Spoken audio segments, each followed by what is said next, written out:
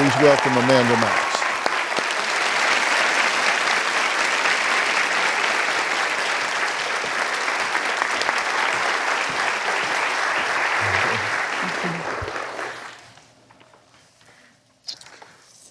Thank you for covering this case. Well, thank you for being here to help with it and really put a face and some human experience to this.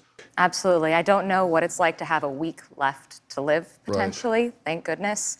But I can tell you that the experience of having the world redefine your reality and who you are and decide your fate is the biggest existential crisis that a person can have.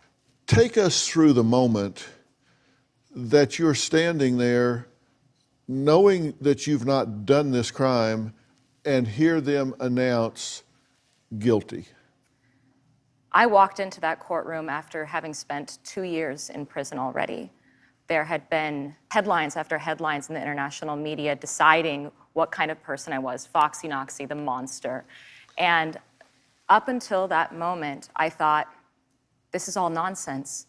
And by the end of this verdict, I'm going to walk home. That's what my family always believed.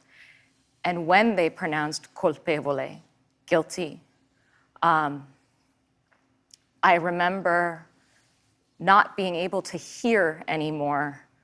There was this pounding in my head as the world sort of crumbled beneath me, and I was immediately put on suicide watch. Did you think about taking your own life at that point?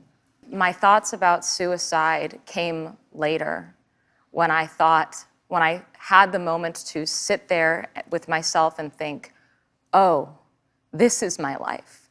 Is this life worth living? How heavily did it weigh on you that people in the public would actually look at you and think that you cut someone's throat? It doesn't matter who you are. It doesn't matter what the truth is. What matters is a story that people are telling themselves and projecting their worst fears and fantasies onto you. I felt like a blank screen, and anybody could decide who I was in their own mind. Was there ever a point where you just said, okay, screw it. Think I'm bad, I'll just be bad? It was bad enough that they took my life and they took my freedom. They couldn't take who I was. Rodney was on death watch, on death row, which means somebody sits in front of his 6x10 24 hours a day with the lights on. It's never dark. They never take their eyes off him because they don't want him to kill himself before they have the chance to kill him. Which, is that person there to be human with him, or are they just staying in their role and staying distant?